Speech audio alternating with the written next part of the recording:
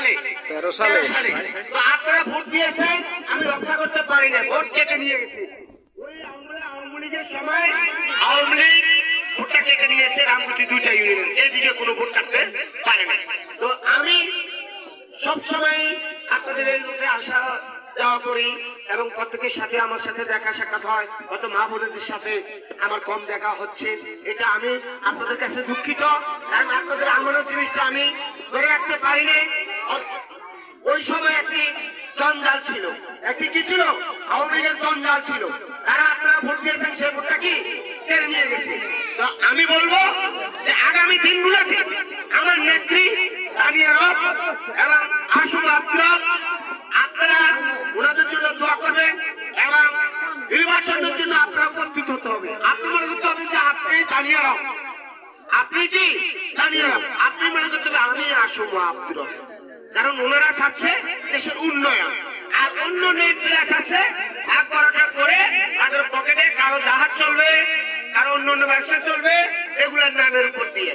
আমার নেতার জীবন দশা হচ্ছে যে রব্বুল আলামিন আমি যেন মানুষের খেদমত করে মরতে পারি। এই কথা কি কেউ বলে? এই কথা কি কেউ বলে?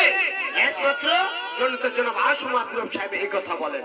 তো আমার পরিশেষে আমি যেটা বলতে চাচ্ছি যে মা বোনেরা অনেকে আসবে আপনাদের কাছে, অনেকে আকুতি মিনতি করবে, বলবে যে আমরা অনেক উন্নয়ন করেছি, আমাদের মতো এমন বলতে পারবে না, কারণ আমরা কাগজ দিব। আমরা কি দিব? কাগজ দিব। আমরা যেগুলো করছি এগুলো কাগজ দিব। আর ওরা কি বলবে? মুখে বলবে যে আমরা অনেক কিছু করে ফেলছি। তো ওরা বলবে মিথ্যা কথা, তো ওরা বলতেই পারে, কিন্তু আমাদের পক্ষে আমার নেতা জনতা জনাব আসুম আব্দুর মিথ্যা কথা বলে না। ধরেন এই লোকটার নাম হলো মুস্তাকিম ভাই, উনি দল করে ধরেন আসুম আব্দুর, ঠিক না? এখন আমরা পাশে পাশে যা বলছেন যে আরেকজনের এটা মুস্তাকিম, তখন তো কিনা মুস্তাকিম তুই কেমন আছিস? ভালো আছি। তোর বাবা মরে গেছে, তোর বাবা মরে গেছে না? না না, আমার বাবা তো জীবিত আছে। তাহলে আর মিথ্যা কথা বলবে, কি বলবে? মিথ্যা কথা বলবে। আপনাদের কাছে এরকম বলে কি গো রুবিনা কেমন আছো, তোর মা ভালো আছে হুদা, অযথা এরকম করবে কি?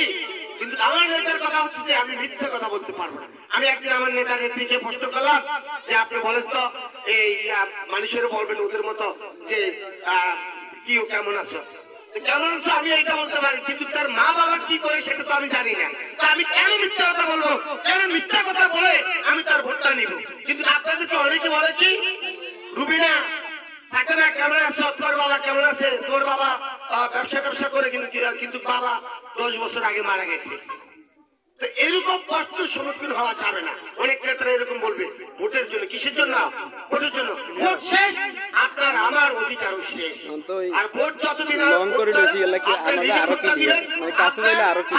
থাকবে, কারণ টাকা নিয়ে তার আমরা ভোট কিনতেছি না। যারা কিনতেছে তারা বলতেছে কি আমরা তো কাঁঠাল পাতা দিব। কি পাতা দিব? কাঁঠাল পাতা। কাঁঠাল পাতা মানে টাকা দিয়ে ভোট কিনবো। যদি আমরা আপনারা যদি ঠিক থাকি তাহলে ভোট কি কিনতে পারবে কেউ? পারবে না, পারবে না। আমরা এতটুকু বলছি, সেই যেই দলই করুক না কেন আমরা রাজপথে আছি, আন্দোলনে থাকবো। আপনাদের